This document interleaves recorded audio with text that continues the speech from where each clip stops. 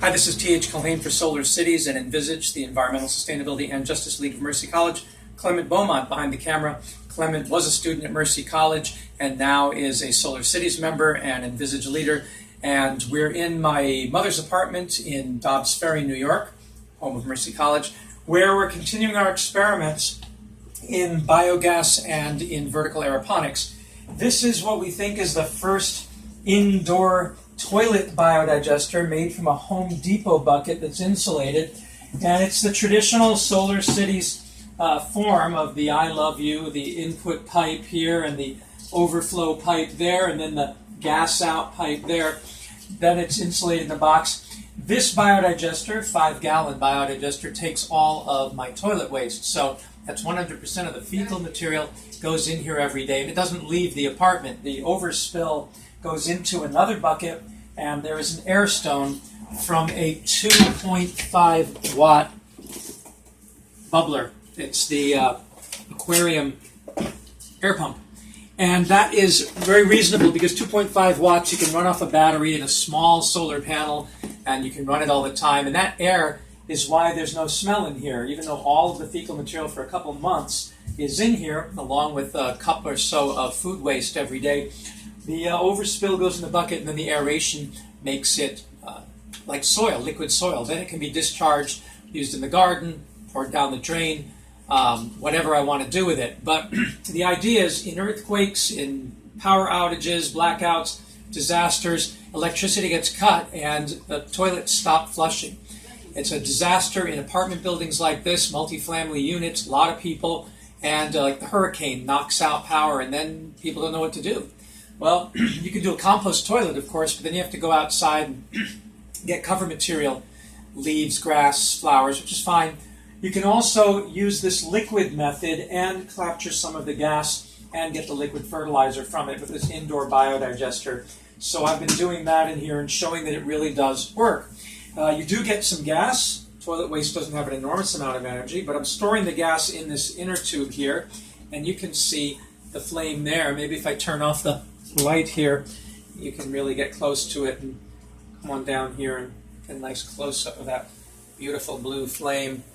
That's, maybe take a gander at that. So that's what we get as a, certainly as a byproduct. So you do get this wonderful cooking flame with this, and you get the liquid fertilizer. We've been doing Arduino microcontroller monitoring with temperature probes, and we're staying at about 25 degrees Celsius inside the apartment, which is sort of ambient normal. And that gives you some good gas. It gets a little bit of heat from the shower in the wintertime, so that's a good thing. So there's that, showing we can safely store that indoors. The other thing that we've been researching here is what to do with the fertilizer. And what we're doing, if you actually stand up on there, you can see we have this tower garden, but it's what we're calling the Solar Cities PVC-Tree, and it's biomimicry. It's designed like a tree, and this is sort of what it looks like. I can bring it out here to show you. Okay, and you can see if you look down here how the water is bubbling up. Now this is not using a water pump. Water pumps use about 20 to 25 watts. That's a lot of power.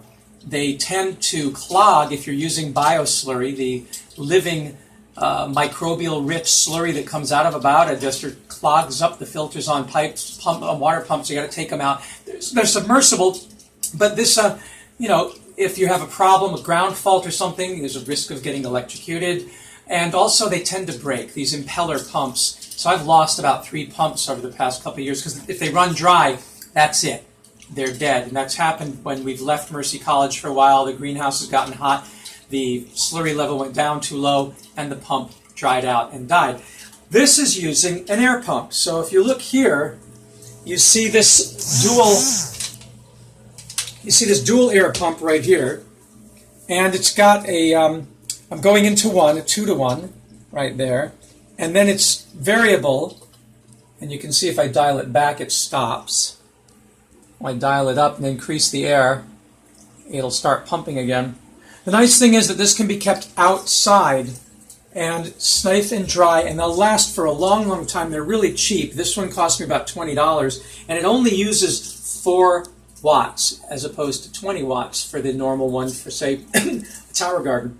Well, that's 1/5 of the power, easily supplied by a solar panel. A little solar panel can supply 4 watts. You get a 10-watt panel and store energy for the nighttime, but you don't even have to use it at night. Using polyacrylate, which is that water-absorbent gel that they use for a lot of gardening, you can put your pots in here, and then in the daytime when there is sunshine, be raining the slurry down so they get their nutrition, and then when the sun goes out, your pump can stop. That's fine, because the polyacrylate gel will hold the water all night long. They don't need new nutrition for that. And in the daytime when the sun rises, the pump goes on again. So this is very simple. I mean, all I've done is just put this as a sort of spreader, and there's other techniques we can use to spread. You see those little holes that I put in the cups there so that the water gets down. I'm using uniseals because they're easy. I didn't want to glue anything.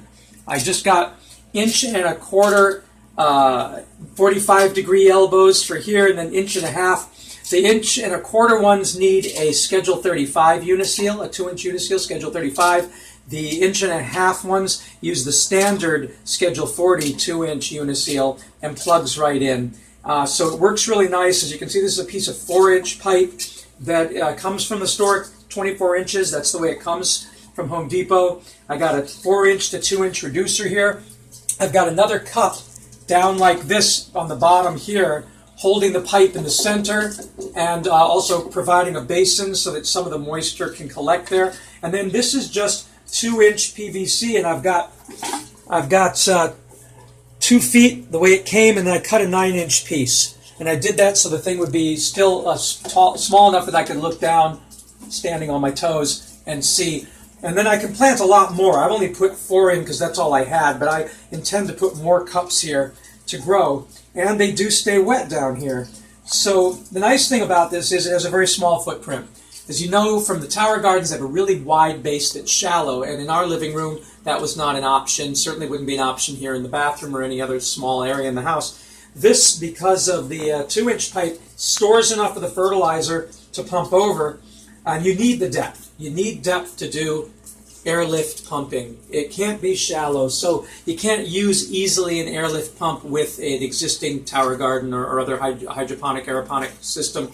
But when you have a long vertical column, this was my insight and my invention, then you're able to pump up to 5 feet tall, and this is filled with water till about here.